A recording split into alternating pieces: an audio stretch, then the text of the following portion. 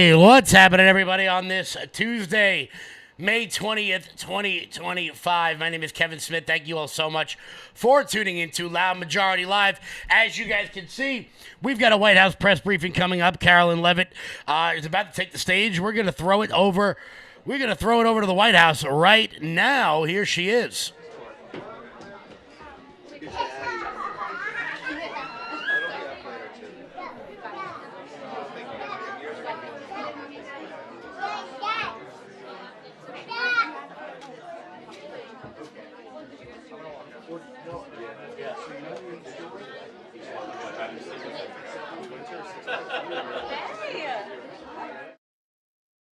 Apparently, there are babies all over the White House, so we'll see how that goes. Hi, guys. Good afternoon, everyone. It is such a pleasure to see so many beautiful faces in this room and so many future leaders. Hi, Eloise. You look so cute back there. I'm so excited to host this briefing today in honor of National Bring Your Kids to Work Day, and it's great to see so many future leaders here. Welcome to the James S. Brady Briefing Room. My name is Caroline Levitt, and I am the White House Press Secretary for President Donald J. Trump. He is the 45th and now the 47th President of the United States. My job at the White House is to communicate the President's message to the American people and to answer questions from journalists who work in this building every day, many of whom are your moms and your dads. Now, they ask me some pretty good questions, but I'm sure you will all have excellent questions to ask me yourselves. So before we open it up to questions today, I will give you a short update on what the President is working on today. Earlier this morning, President Trump traveled to Capitol Hill to meet with members of the House of Representatives to talk about the one big, beautiful bill that we are trying to pass through Congress. The President is now back at the White House where he is taking meetings, and later this afternoon he will be making an announcement from the Oval Office with our Secretary of Defense. He's in charge of our military, Pete Hegseth. So I want to thank all of you for coming today. It's great to have you here at the People's House. And you have some very special parents who perform a very special job. And we are here to make America great again. And we live in the best country in the history of the world. And we are all very blessed to be here. So with that, thank you. I am happy to take some of your questions. And why don't you start us off, beautiful little girl? Go ahead.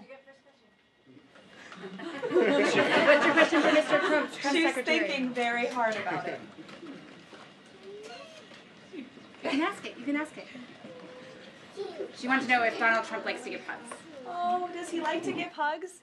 You know, I think he does. I have seen him give many hugs to children and his family and our beautiful First Lady. So yes, I do think he likes to give hugs. You're welcome. Emily, would you like to ask a question? Yes. What is the funnest part about your job and the hardest part about your job? Wow. Well, that is definitely a very good question. I think the most fun part about my job is doing things like this with all of you in the briefing room and answering so many great questions. I think the hardest part of my job is also doing things like this in the briefing room and answering all of these questions. And reading the news is a big part of my job every day. I wake up and read the newspaper and watch the news and listen to all of the things that your parents are reporting on in the news. And that's a big part of my job every day. Frankie, go ahead. What is President Trump's favorite food? Well, President Trump loves a lot of answering all of these questions, and the news is a big part of my job every day. I wake up and read the newspaper and watch the news and listen to all of the things that your parents are reporting on in the news, and that's a big part of my job every day. Frankie, go ahead. What is President Trump's favorite food? Well, President Trump loves a lot of different foods, but I think his favorite is probably steak. I've had steak with him on many occasions, and he likes to eat a big, beautiful steak. Do you like steak, Frankie? Yes? Okay. Jack, nice to see you. I like your hat. You're welcome. Would you like to ask a question? What's the state of the border? What's the state of the border? I can assure you the border is the most secure it has ever been in the history of our country. And I think your dad works for the Homeland Security Council, so that's a very apropos question. And your dad's doing a great job securing the border. Hazel Jane, what a beautiful name. Would you like to ask a question? Okay. Actually, can you come back to me? Sure. I can come back to you. I'd be happy to. Bobby Lynn? How many people has he fired? How many people has he fired? Thus far, actually, we have not had anyone fired with the exception of one individual who did leave their job. But we have a great team here so far. So good. Thank you for the question. Yes, little man. Is that your mommy? Your mommy is a great journalist. What's your question?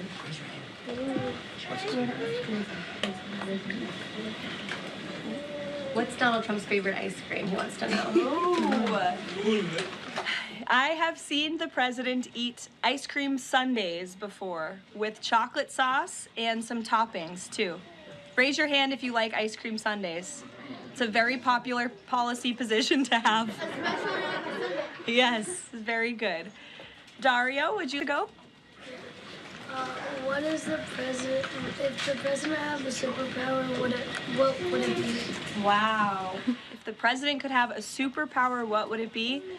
That is a very good question. I think if he had a superpower, it would be to just snap his fingers and solve all of our country's problems just like that, because he likes to get things done very quickly, but sometimes it takes a little bit longer. Like today, he had to go to Capitol Hill to convince people to vote for his one big beautiful bill. I bet if he had a superpower, he would snap his fingers and get it passed immediately, but life doesn't work that way, unfortunately.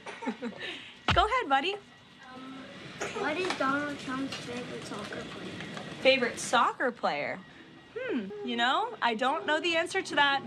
It's a very good question. I will check in with the president and get back to you. How's that sound? But I know he likes soccer and he likes all sports. Go ahead. Probably the country like each week. Does he leave the country each week? No, he doesn't. We left the country last week and we went on a long trip to the Middle East.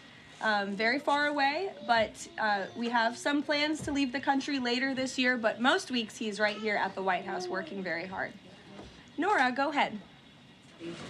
Which is Donald Trump's favorite president besides himself? It's a good question, because it would be probably himself.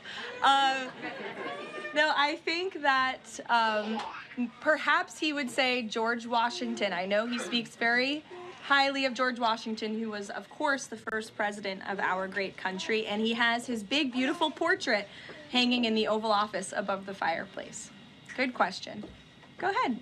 You look very professional and beautiful. Thank you so much. What's it like? What for you? I have a question for you. What is it like balancing a baby and your job as the press secretary as your age? Sure.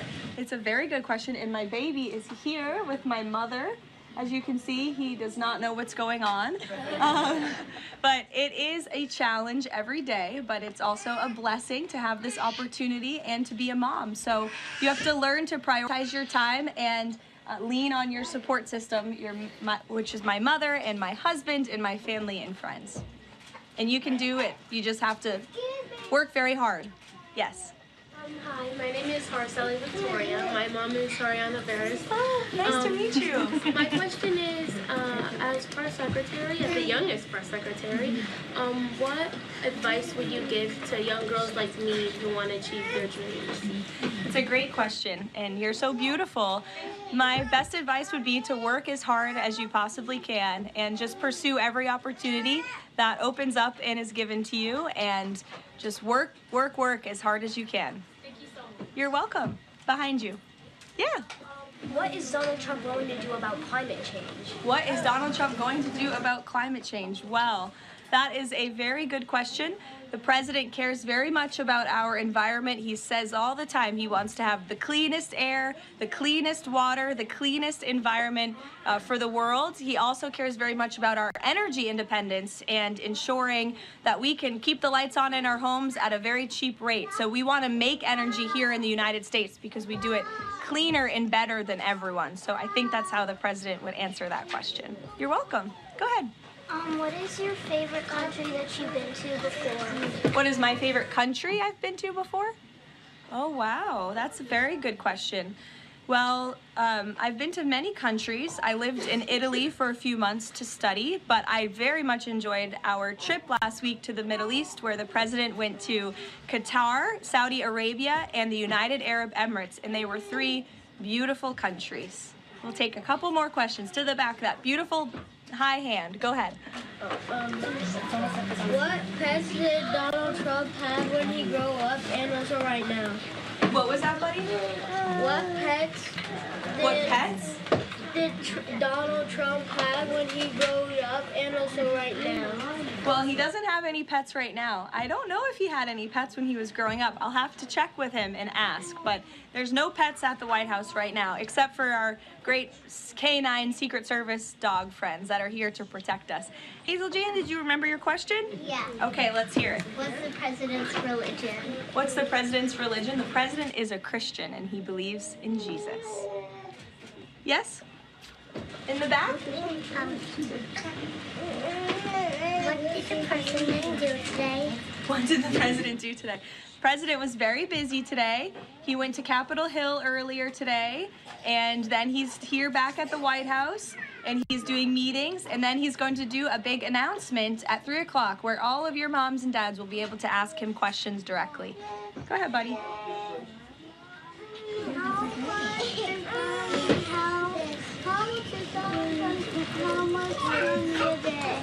What was that, buddy?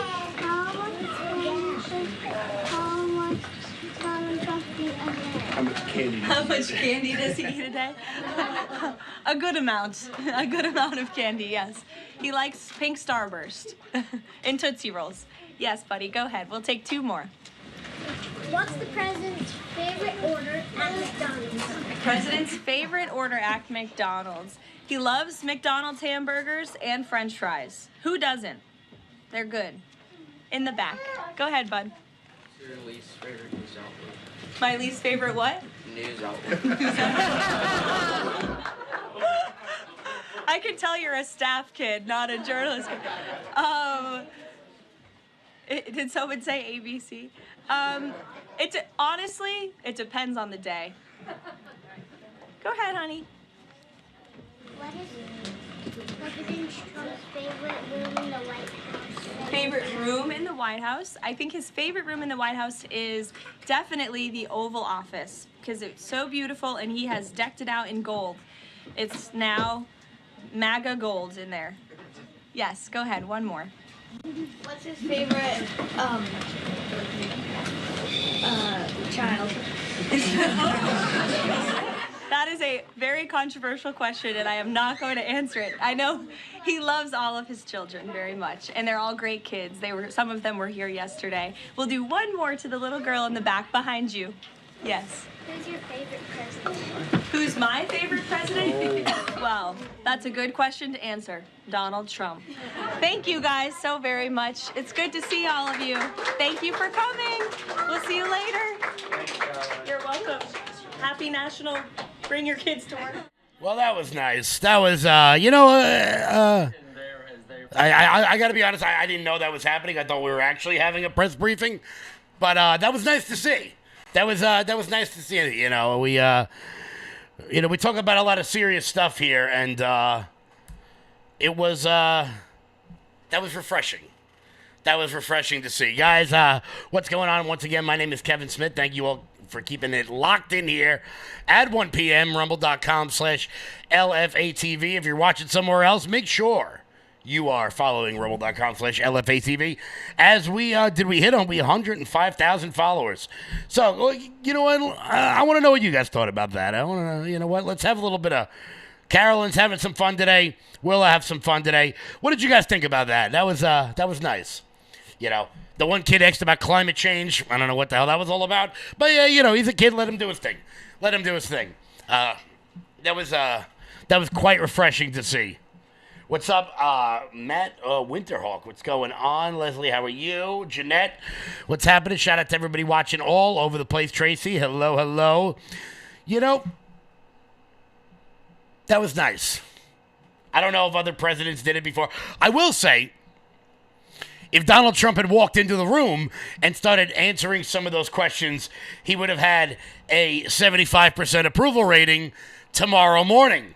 I don't know who was over there at the White House not taking advantage of that, but, you know, somebody's got to get on that. Somebody has to get on that. Speaking of which, when it comes to high approval ratings, it turns out, let's get to the news, everybody.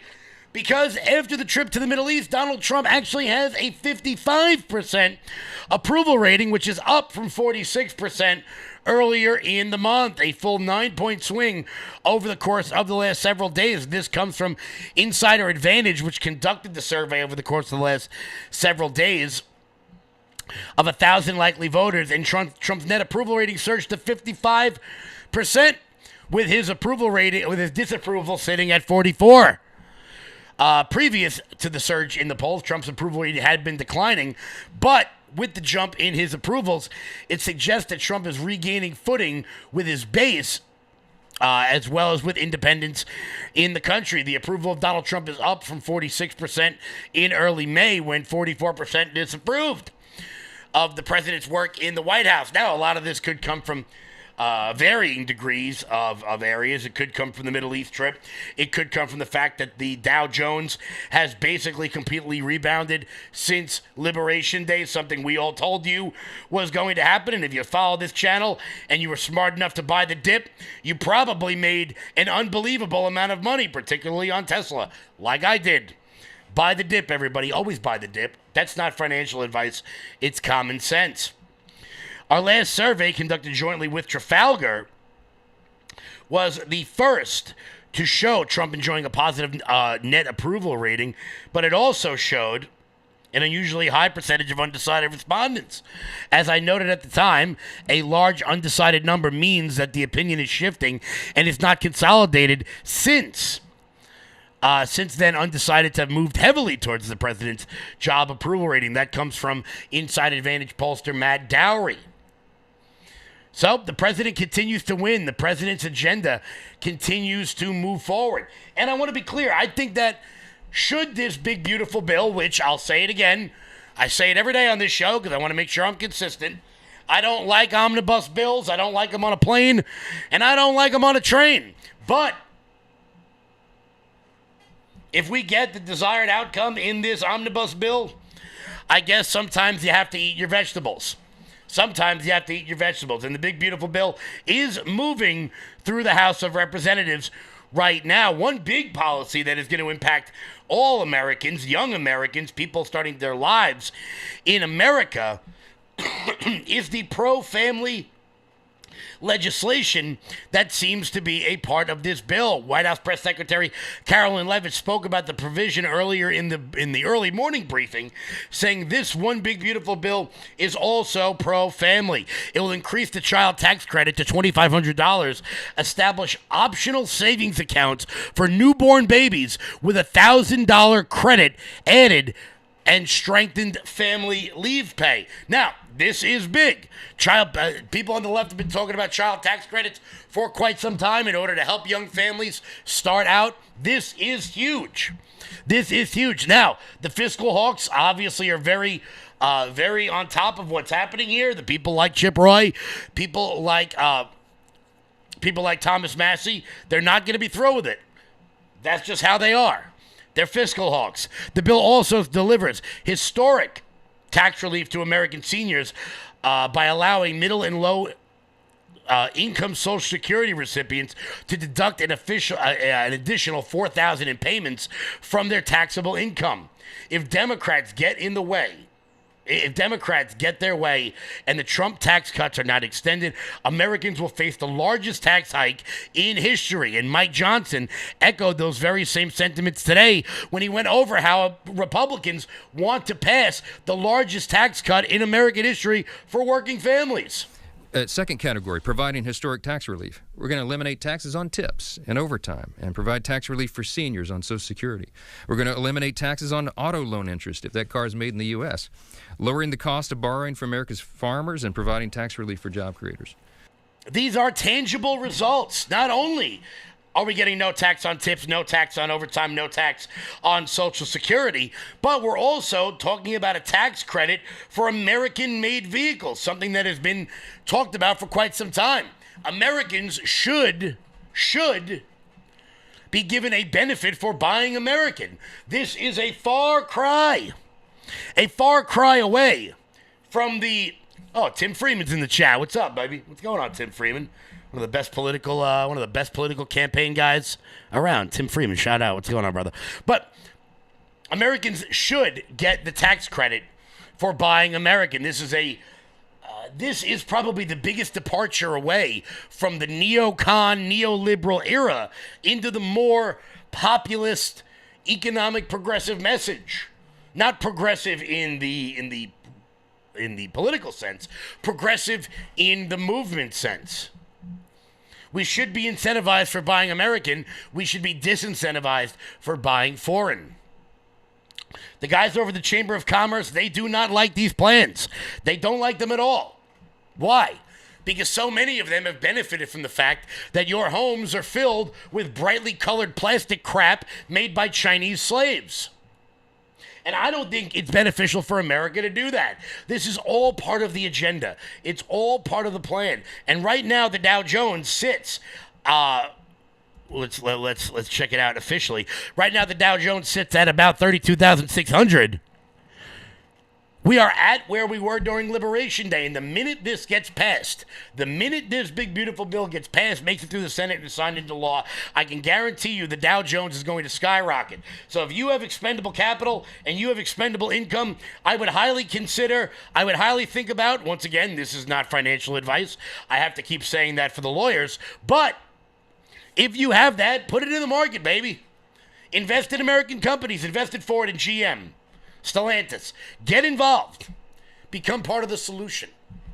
Because if we are able to, firstly, promote that tax credit for buying American, you are going to see every soccer mom with a Ford SUV. You are going to see every construction site with a Chevy, with a Dodge Ram. You are going to see every high school kid driving around in American-made vehicles. And look, I want to be clear.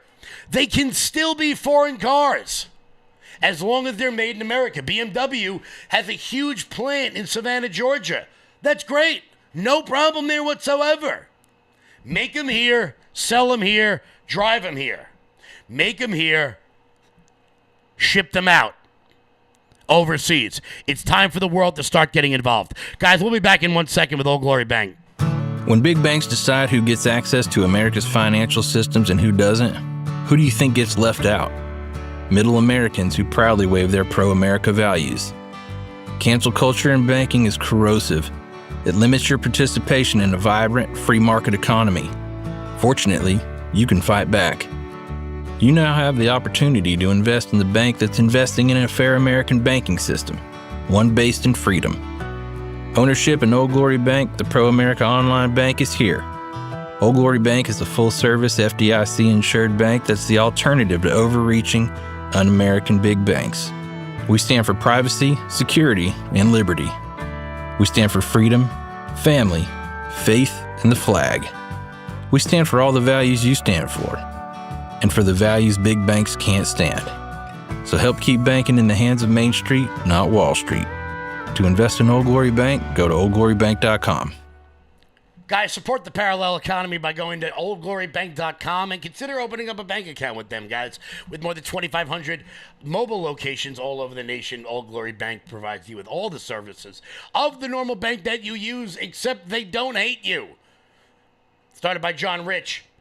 Larry Elder, and Ben Carson. Now, do you get more America First than that? Guys, go to own.oldglorybank.com. That's own.oldglorybank.com. So as we said, the big, beautiful bill is, it's moving along. It's moving along. They're making progress.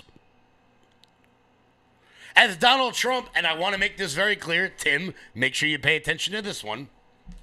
Trump hints that GOP members who vote against the big, beautiful bill will face primaries.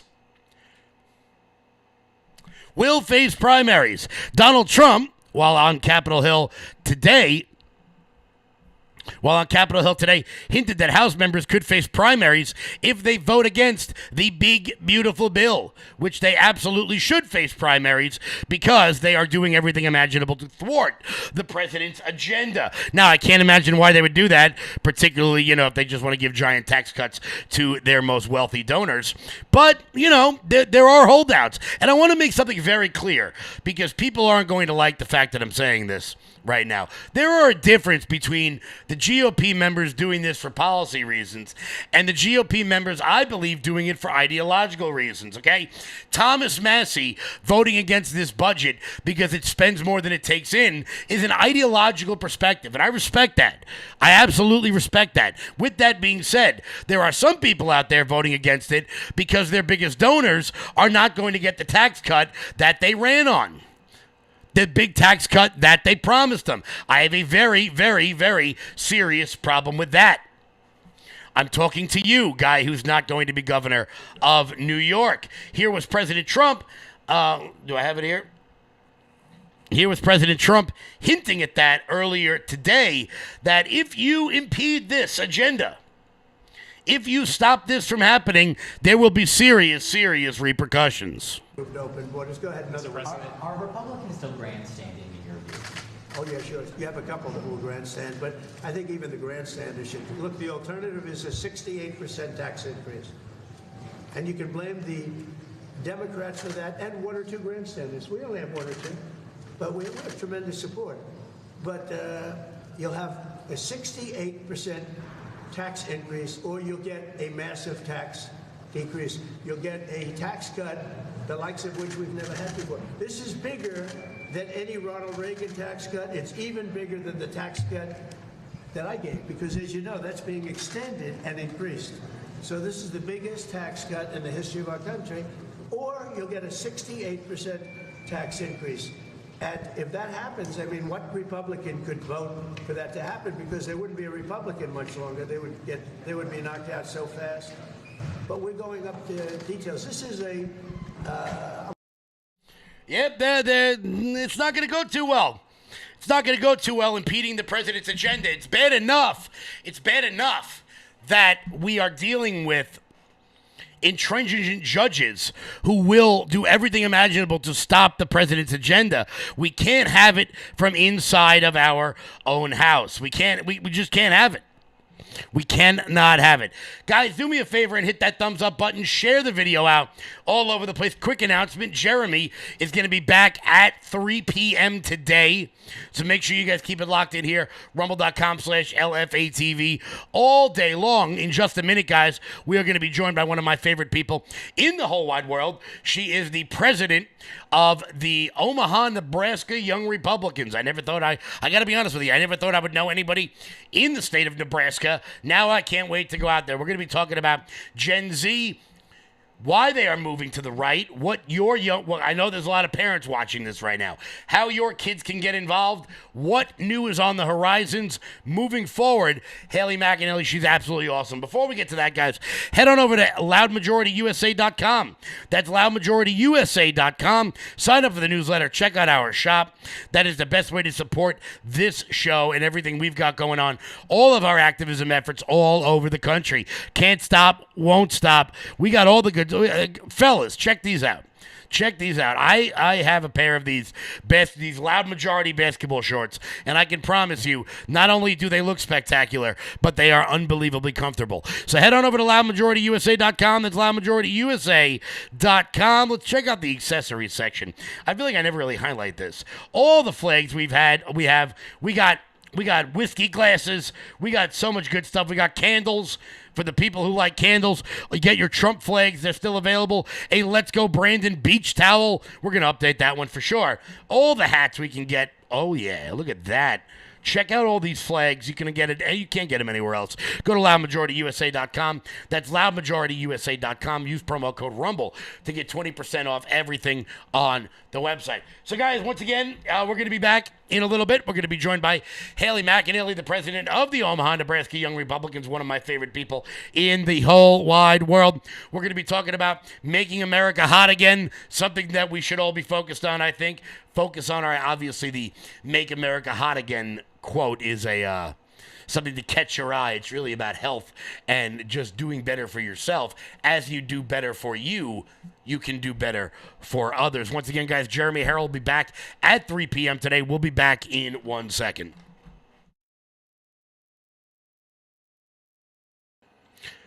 Alrighty, guys, we are back. So excited to have a returning guest on the show. She's making the rounds. I got to be honest with you. One of the rising stars in today's Republican Party out of Omaha, Nebraska. She's probably the only person that could get me to come to Nebraska and campaign because I'm an arrogant New Yorker. Everyone, please say hello to the president of the Omaha Young Republicans, Haley McEnally. Haley, how are you? I'm doing well, Kevin. How are you? Doing great. So, obviously, Omaha's been in the news recently. You guys have a mayor out there, and he's not too nice. The Democrats are touting this as a referendum on Trump and on Doge and the whole thing. Democrats won in Omaha, Nebraska, but everything there is not exactly what it seems. Why don't you tell everybody about what's going on out there in the land of good steaks? Because that's the only thing I know about. The only thing I know about Omaha is the steaks and the college baseball World Series. And you. So. Well, thank you. Yes, so we just had a mayoral race out here in Omaha, one of the greatest cities in the nation, and I'm extremely biased. So what happened is Mayor Stothert, who was our mayor for 12 years, the first female mayor of Omaha, did not win her reelection campaign. John Ewing, who was the treasurer out here, did beat her, unfortunately. And so we are just trying to figure out why that happened and how we can move forward, especially with the 2026 midterms coming up. So what are we thinking out there? Because I know Omaha I know Nebraska is one of the states that gives their electoral map congressionally. So there is like a little blue dot in between the rivers. There's two in between the rivers, Chicago and it's Omaha. And judging by what we're going to see, particularly into the census in 32 with the population movement coming into more what I would consider rural areas, is there any movement on whether or not those electoral votes are going to go the full way of the state? Because that one electoral vote could really shape the map moving forward. Yeah. So Omaha is one of the biggest opponents, I would say, of the one electoral college vote. And what's interesting is people, I think, looked at our mayoral race and said, how could she lose Omaha, right? Because, you look at CD2, Don Bacon won CD2. Trump didn't win CD2, but there are a lot of Republicans, especially after redistricting happened. And what we have to remember is that CD2 actually has a couple counties in it. And so Omaha in itself is absolutely a Democrat city. And I never used to say that, but after the outcome of this election, I think that we're seeing that they vote. Democrats are getting out. They're activating people, which is one thing I think Republicans have struggled with for a long time. And so in regards to the winner take all, we're going to have a tough time fighting that blue dot, especially after this election, because the Dems are going to pour more money than they do in Omaha. Even if you look at our recent congressional race between Don Bacon and Tony Vargas, the left poured money and dark money. I know Zuckerbucks aren't a thing anymore, but they always find a way. And we're going to have to really see how this turns out, because the more money they pour in, the more likely that seat will turn blue, and we're going to have a hard time passing that through our legislature. That's why it's just wild to think, because being here in New York, I say we're a red state with a really, really, really blue dot directly in the middle of it. But I think a lot of this comes from, and I talk to my friends who live in red states, and they always wonder why us in California and New York and New Jersey, why we're all so intense. And I say it's because, you guys got it pretty good out there. We're in the belly of the beast. So I think a lot of times when we see these sorts of flips, whether it's Wisconsin in the Supreme Court race or whether it's in the Omaha race, it seems to me, and I've been saying this for quite some time, that Democrats are not our enemy. Complacency is.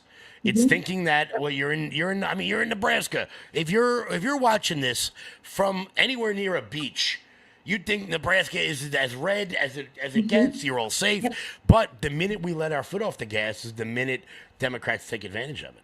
Yeah, that's exactly right. And I think that is what happened here in Omaha, because at the end of the day, if we got out to vote, because not every Democrat's going to vote either, and we have to remember that, if we get out to vote, we can win if we actually activate people. And one big thing that I really noticed is we have truth on our side. We have policies and principles that work. We are we're the party of common sense, and we're a big tent party now. I think President Trump made that very, very clear throughout his campaign. However, we are still struggling with messaging. We're still struggling with getting that out to people, especially the independents.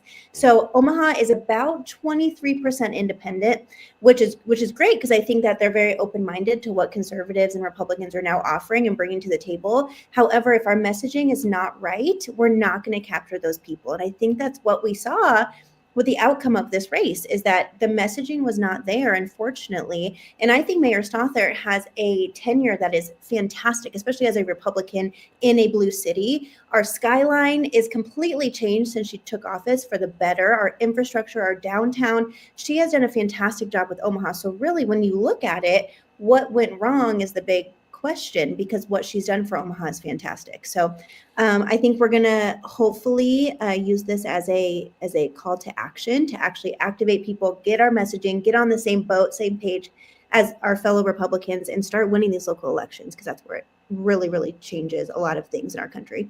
Absolutely. And, it's so interesting that you talk about messaging. You and I are, I would say we are on the forefront of the new wave of younger Republicans. Some might say, of course, I've only got like 4 years left until I'm an old Republican, but it'll be a good, what is that? 1,500 days until I'm an elder statesman. But there is such a shift among young people, and we're going to talk about this in sorts of two contexts. Obviously, we're seeing young people move to the right in ways we've never seen before, particularly among young men. You're the president of the Omaha, Nebraska Young Republicans. Are you seeing this, whether it's on college campuses or just the willingness of young people to be more conservative, be Trump fans, be not leftists? Because I know in New York, I see it in a dramatic way where a lot of young people are just going, look, maybe I'm not, as socially conservative, but I know those people over there, and I don't want any part of that way over there. Absolutely. I've seen that quite a bit in Omaha.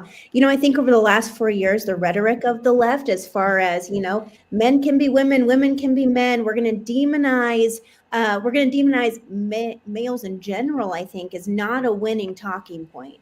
And, you saw these things where it's like white males should always be in the wrong. No matter what it is, they're always in the wrong. And I think when you are driving that home on college campuses, on school campuses, and in the media, you're going to have a big shift. And I don't think it should be a surprise to anybody that that's what we're seeing, is this huge shift of young conservative men. I think I read somewhere that this is actually the most conservative generation of men in a long time. And it makes total sense. When you demonize that group, why would they want to vote for you and join you? Same with women. One big thing for me is making femininity great again. I think that's one thing that we lost with this radical feminist movement of, you can just be androgynous, just be whoever you want to be, right? And we lost that magic that we have as women to be the more feminine and soft people in society. And so when you take this hard shift left and you're implementing all of these strange things and demonizing huge populations,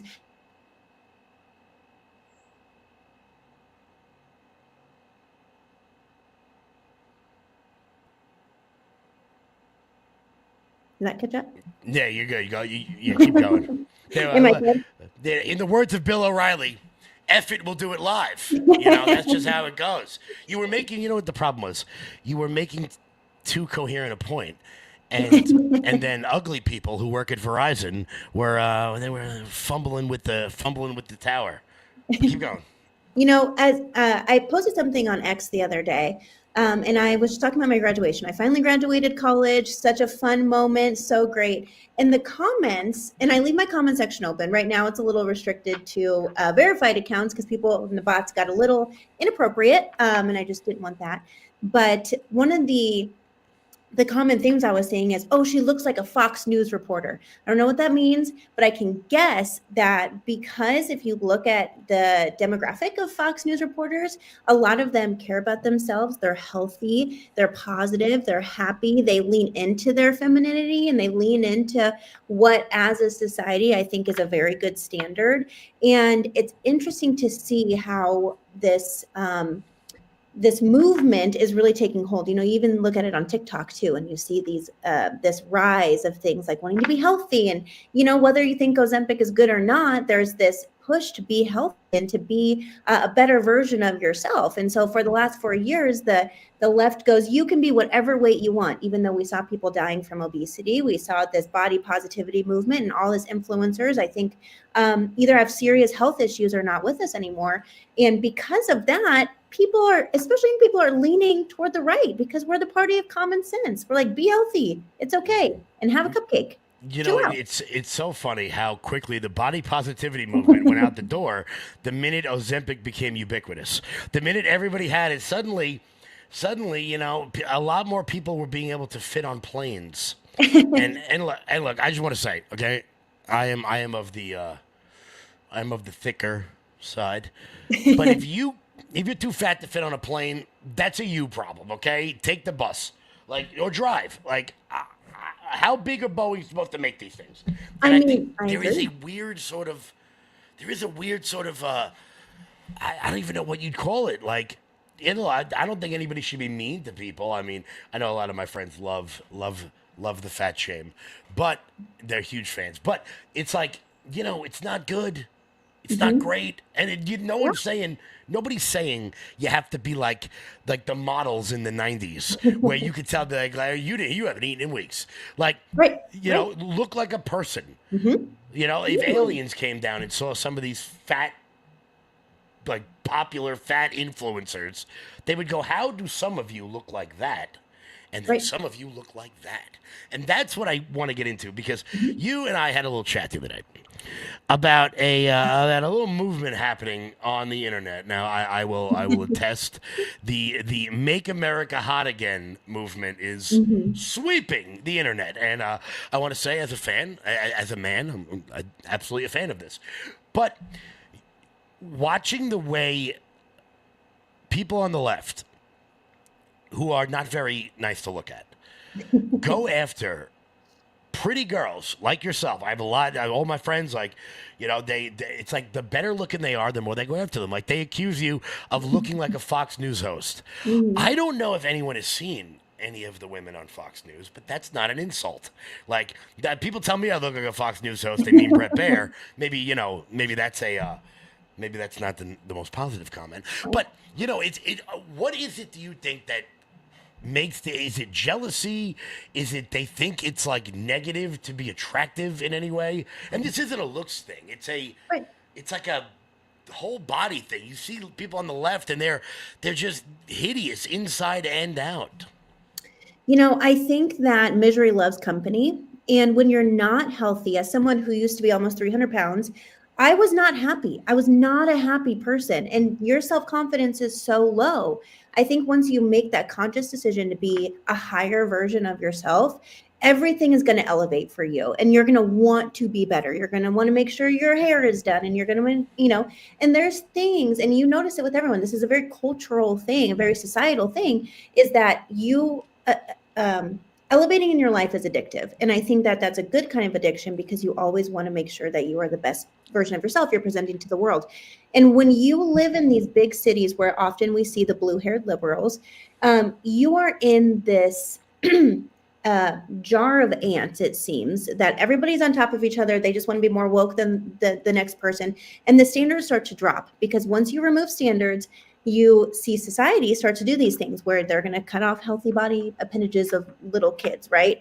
Because that's the standard they've set for themselves. So when someone like me, for instance, comes on the internet and I say, I love myself and I want to keep improving, and I like the way I look, I'm very comfortable with that, I think it makes them very insecure, because I don't have anyone else to impress. I don't have anyone else to live up to. And because of that, that can make someone who doesn't want to do that mean and angry. And, you know, if you see someone always progressing and doing well in life, you're going to try to pull them down. That's just human nature. And unfortunately, we just have an infestation of people that want to do that right now. Absolutely. And, you know, it goes back to like the Jordan Peterson famous line of cleaning your room before you fix the world. And it's not, to me, when I heard that, I saw it as the euphemism that it was. It's fix your own house, get your own world in order. You want to fix the climate, but you can't fix your blood pressure. Like maybe, you know, maybe we should focus on the little tasks first. But, you know, like you said, we were saying before, this is the most conservative generation of young men ever. And I think it's because all the good-looking women are on our side. I mean, you know, we can go back to the cable news example. If you look at the women on Fox and you look at the women on MSNBC, it's a pretty easy pick. It's a pretty easy pick between Kayleigh McEnany and Simone Sanders. I'm just putting it out there. It's a pretty easy pick between Emily Compagno and Rachel Maddow, who actually used to be relatively attractive before she became a radical leftist, and now she looks like Chris Hayes. And look at that. I think, you know, the policies and these issues that they're pushing cannot help your brain maintain a positive flow, because at the end of the day, you're pushing for these things that are not natural to human nature. And you yourself, because you're doing that so often, are not going to become natural to human nature, which is why you see these things that you're like, why do you have green hair? That does not make sense. Why are you saying these things and advocating for these things that just genuinely do not make sense? And you see that through the people at MSNBC. No Joy, what's her name, from The View. These people, they all look the same because they're all preaching the same very unnatural things, and it's unfortunate. Joy Behar, actually. There we go. Thank you for that. Actually, it's pretty funny about The View. So I have an interesting connection to that show. So I went to two different high schools. Rosie O'Donnell went to one of them, and Joy Behar taught at the second one. So I think I need to be on The View. I think so too. I have a friend that works at ABC, and I told her, I was like, I will do anything you ask for the rest of my life if you get me booked on The View. She was like, why? And I was like, because it's going to be magic. I'm like, you're probably going to lose your job, but it's going to be spectacular. That's fine. Do it in a blaze of glory. That's blaze what I of glory. Mm-hmm. That's it. So, Kayleigh, as I said, you're the president of the Omaha Young Republicans. There's a lot of parents watching this right now with either college kids or high school kids, and you know, they're obviously on our side. They're Trump supporters. How would you, if a young person came up to you and said, "How do I get involved? I want to be with the cool kids. I want to go to Turning Point in Arizona and have fun." What would be the first step to getting involved, to meeting like-minded people, particularly if you are in one of these blue states or blue cities? I think Turning Point is a great way to get involved, and they have chapters all over the country. So wherever you are, if you go to college, if you're out of college now, you can still connect with Turning Point in some way. I think they run a phenomenal organization, and so I heavily encourage that. If you are of the young Republican age, I encourage you to join your state chapter. Every state has a chapter. Now, some of them don't have local chapters, or maybe not a local chapter in your area, but you can reach out. Every single state should have a website that you can reach out to. I heavily encourage you to get involved. I think at the end of the day, there's power in numbers. And I think that courage is contagious. When you see a group of people your age that have the same ideologies as you and the same motivation for life as you, it's very easy to understand why you think what you think and help build off that, which creates movement. That's what President Trump did. And so I just encourage you to get involved in Turning Point, in the YRs. Reach out to anybody. You can reach out to me if you would like, and I can get you hooked up with whoever or whatever avenue you would like. But just take that 10 seconds of insane courage and connect with somebody that's in one of these organizations. Absolutely. And if you're going to join the YRs, vote for Peter. I think I'm obligated to say that because he's my friend and he'll yell at me. But Haley, I will catch you soon. We're going to be in Nashville in a couple of months for the National Young Republican Conference. We got some secrets planned for down there that I'm not telling anybody about yet. That once we put this out, it will probably cause quite the stir. Well, what the hell is Kevin Smith up to? There's a dangerous combination on the screen right now. Just saying. Haley, let everybody know where they can follow you. And floor is yours. I am starting to post on X now. So I guess I post on X quite a bit. It's Haley McAnally, just like it's spelled on the screen. And actually, all my handles are that. So it's all at Haley McAnally, McAnally. And my DMs are open. I love chatting with everybody and happy to do it and happy to help however I can. Absolutely. Haley, thank you so much for joining us. Thank you. Alrighty, guys, we will be right back. Alrighty, guys, I want to thank Haley for coming on, one of my favorite people in the whole wide world. If you guys are in the Nebraska area or you're in Omaha or really if you're anywhere and you have young people that want to get involved, get them involved with their local Young Republican chapter. I'm on the advisory board of the New York City Club. I do national stuff all the time. Next week, we're actually going to have somebody very special on. He's running for president of the National Young Republicans, one of my favorite people around because he has the hardest job on planet Earth, and that is putting up with the party nonsense and dealing with me. So we're going to have our good friend Peter Junta on next week, talking all things Young Republicans coming on up. Very exciting stuff. Make sure you guys follow both of them. Haley, Peter, all the Young Republicans. Get them involved. Guys, we'll be back 1 second. Mike Lindell. I'm excited to announce that we're having our first ever mega sale on overstock clearance and brand new products. For example, save over 50% on this season's flannel sheets. Queen size only $59.98. Kings only $69.98. They sell out fast every year, so order now. Save 20% on our brand new My Crosses. They're designed in the likeness of the one I've worn every day for over 20 years. They come in men's and women's, and they're made right here in the USA. Get our 2025 six-piece My Towel sets for only $29.98. Our initial quantities are extremely low, so get them now before they go. And our best-selling standard My Pillows, just $14.98. So go to MyPillow.com or call the number on your screen. Use this promo code to take advantage of our first ever mega sale. But wait, remember that $75 free shipping rule? Well, that ship is sailed because right now, every order ships absolutely free. Guys, head on over to MyPillow.com and use promo code LOUD. That's MyPillow.com. Promo code LOUD for up to 80% off everything on the website. That's MyPillow.com, promo code LOUD. So what'd you guys think of Haley? Chat, what did you guys think of Haley? Is there anybody in the chat from Nebraska? You don't have to be under the age of 40 to be a Young Republican. I want to make that very clear. You guys can still get involved in all the activism that they're doing all over the country. Curious if we've got any, what the hell do people from Nebraska call themselves? Cornhuskers? Is that it? Are they Nebraska Cornhuskers? I'm curious if there's anybody here. Guys, make sure you give all of them a follow. Very good stuff. Also, I promised you, I would show you guys a very, very funny video yesterday and a very, very heartwarming video yesterday. I did not get a chance to, so we're going to do it today. Once again, if anybody's from Nebraska, make sure you guys check out Haley, check out the Nebraska Young Republicans, get involved, join the movement. Also, guys, keep it locked in here. 3 p.m., Jeremy's going to be back. He says he's got some breaking news. I have no idea what it is, and I'll be around at 3 p.m. to find out for myself. Dee Dee from Nebraska. If you know anybody that wants to get involved, send them Haley's way. Send them Haley's way. Let's go. Somebody's watching me. Don't do that. That's not. Meh. Get them involved. Get them involved. So let's start off with the very, very, very, very, very funny video. So a not funny story. Someone was assaulted in Florida. Okay. It is not funny. That is not funny.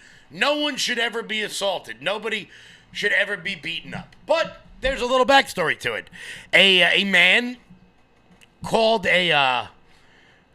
for a lady of the night, one might say, arranged a meeting with a lady of the night. And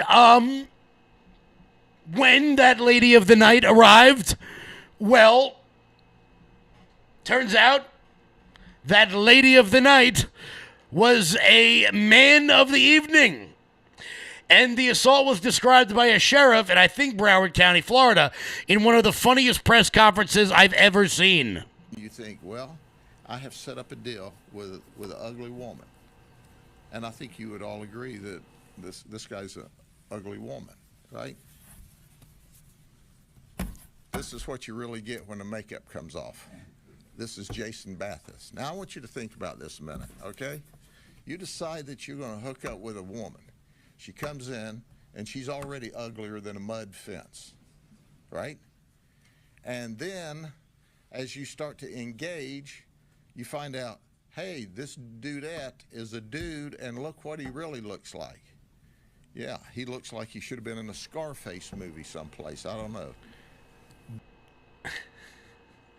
Uglier than a mud fence.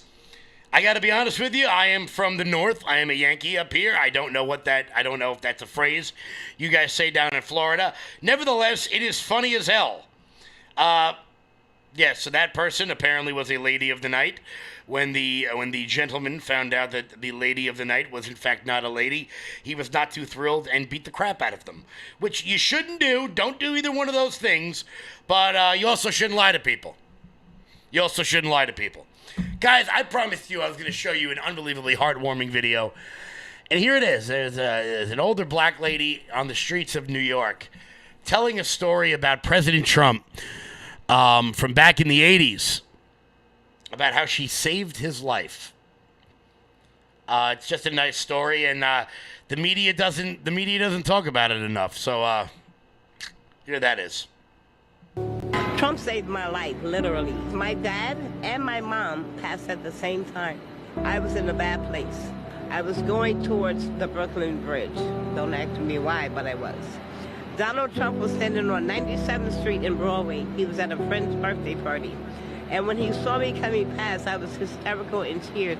And he gently grabbed my arm. He was like, whoa, wait a minute, are you okay? And he said, well, I don't know what you're gonna do right now, but whatever it is, forget about it. Take it out of your head. Your mom and dad wouldn't want that.